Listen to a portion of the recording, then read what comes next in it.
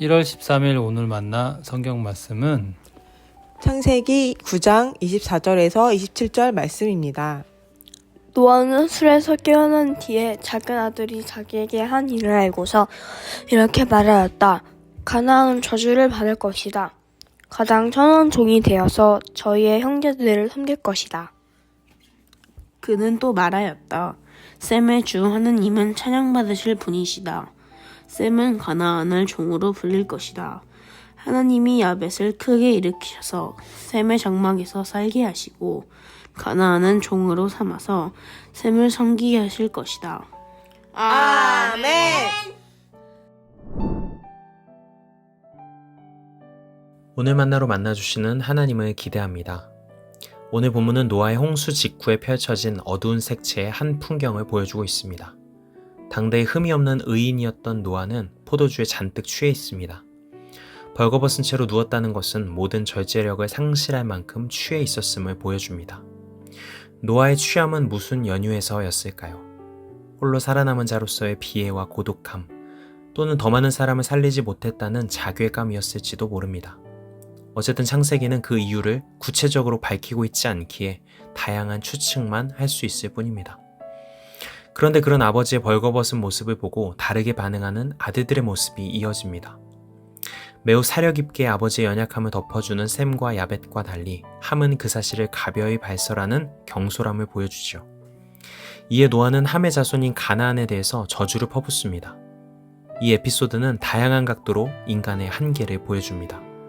경솔하게 행동했던 함도, 분노를 참지 못하고 저주를 퍼붓는 노아도 각자의 위치에서 여실히 연약함을 드러내고 있죠. 하나님의 영광스러운 부르심, 그러나 인간의 한계와 무너짐, 이런 대조와 비교는 창세기에서 계속해서 반복적으로 등장하는 패턴입니다. 그런데 사실 가장 암울한 것은 이 본문에서 드러나는 인물들의 모습이 아닙니다. 이 본문에 대한 해석으로 이후의 현실 속에서 펼쳐진 역사였습니다. 25절 말씀에 노아는 함의 자손 가나안을 향해 이렇게 저주하죠. 가나안은 저주를 받을 것이다. 가장 천한 종이 되어서 저의 형제들을 섬길 것이다. 노아의 이 저주는 노아의 연약함을 보여주기도 하지만 더 넓은 언약사적인 관점에서는 훗날 이스라엘 민족의 가나안 땅을 정복하게 되는 신학적 근거로 해석할 수도 있습니다. 그러나 엉뚱하게도 이 구절은 인류 역사 속에서 엄청난 재앙을 가져오는 근거로 사용되어 버리죠. 함을 인종적으로 흑인으로 분류하고 이들이 노예 생활을 하는 것이 마치 성경에 하나님이 정해놓으신 것이라고 해석해버린 것입니다. 15, 16세기 유럽에서 노예 무역이 본격적으로 진행될 때 이 본문은 아프리카 흑인을 노예로 삼는 것을 선경적으로 뒷받침했으며 미국에서 노예 해방을 둘러싸고 남부와 북부가 대립할 때 노예 제도가 성경적이라고 주장한 남부 기독교 교회들의 핵심적인 근거로 이용되기도 했습니다.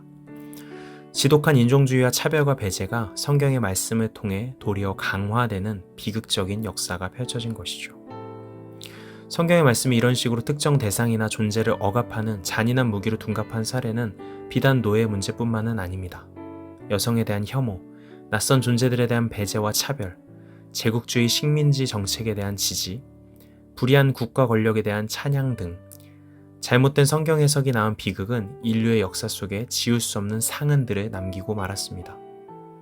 이런 역사를 기억하고 배우면서 우리가 책임 있는 그리스도인으로 존재하기 위해서 반드시 기억해야 하는 가르침은 성경을 올바로 읽어나가고 올바로 묵상하지 않으면 언제든 가장 잔인하고 무서운 무기가 될 수 있다는 사실입니다. 성경을 올바로 읽고 건강한 해석을 하기 위해서 기억해야 하는 중요한 전제들은 아주 많습니다. 시간의 제한상 그 중에 한 가지만 꼽아본다면 모든 말씀은 하나님의 사랑이라는 기초 위에서 세심하게 읽어나가야 한다는 것입니다. 모두가 알고 있는 사실을 다시 기억해보자면 성경은 가장 첫머리에서부터 모든 인간이 하나님의 형상으로 창조되었음을 선포합니다. 성별, 인종, 국적, 신분과 관계없이 모든 이들이 신의 흔적을 담고 있는 고귀한 존재라는 것을 성경은 긍정합니다. 예수님도 모든 율법과 예언서의 강령을 하나님 사랑과 이웃 사랑으로 압축하시죠. 결국 하나님을 사랑한다는 것은 우리가 만나는 모든 존재들을 고귀하고 존엄한 존재로 바라보고 관계하는 것입니다. 성경에 기록되어 있는 특정 구절들은 때로 이런 하나님을 의심하게 만들기도 하죠. 하지만 그런 모든 구절들은 성경이 기록되던 시대만의 독특한 역사적 상황 문화적인 특수성의 옷을 입고 있기에 문자 그대로를 성급하게 적용하려고 해서는 안 됩니다. 모든 존재를 고귀하고 존엄하게 바라보시는 하나님의 사랑에 기반하여 지금의 시대에 맞게 묵상하고 재해석하는 지혜가 필요하죠. 이렇게 모든 성경을 하나님의 사랑의 빛 안에서 바라보고 하나님의 지혜를 구하며 해석해 나갈 때 우리들이 가진 성경은 비로소 존재를 살리고 새롭게 하는 생명의 능력이 되는 것입니다. 사랑하는 성도 여러분, 올 한 해 우리 교회는 하나님의 영이 함께하는 사람들이라는 연간 주제를 세워서 무엇보다 말씀을 읽고 묵상하는 것에 열심을 내려고 하고 있습니다. 바라기는 올 한 해 여러분의 말씀 통독과 묵상이 단지 지식을 쌓는 과정이 아니라 하나님의 숨결에 귀 기울이고 사랑이신 그분의 마음을 더욱 닮아가는 생명의 길이 되시기를 축복합니다. 깊은 묵상을 통해 잘못된 욕망을 깨뜨리고 새롭게 하시는 하나님의 음성을 나의 마음에 채워나가고 공동체 안에서 말씀을 읽고 나누면서 나의 해석을 건강하게 점검해 나가는 시간들을 무엇보다 우선순위에 두고 쌓아 나가시기를 축복합니다. 그런 성실한 시간들이 축적되었을 때 올 한 해 우리의 모든 관계와 일상들이 하나님의 영이 함께하여 보다 아름답고 따뜻한 색채로 물들어가는 은혜가 있게 될 줄 믿습니다. 기도하시겠습니다. 사랑의 하나님, 주님의 사랑 안에서 성경을 바르게 읽는 눈을 열어주시기 원합니다. 우리의 묵상이 지식을 넘어 생명을 살리는 길이 되게 하시고 매 순간 하나님의 숨결에 귀 기울이며 하나님의 사랑을 더욱 깊고 넓게 닮아가도록 인도하여 주시옵소서. 예수님의 이름으로 기도드립니다. 아멘. 이제 두 가지 기도 제목으로 함께 기도합니다. 첫째, 오늘의 말씀에 따라 기도하겠습니다. 하나님의 사랑의 빛 안에서 성경을 바르게 읽고 묵상하며 살아가는 은혜가 우리에게 있게 하옵소서. 두 번째로 나라를 위해 기도하겠습니다.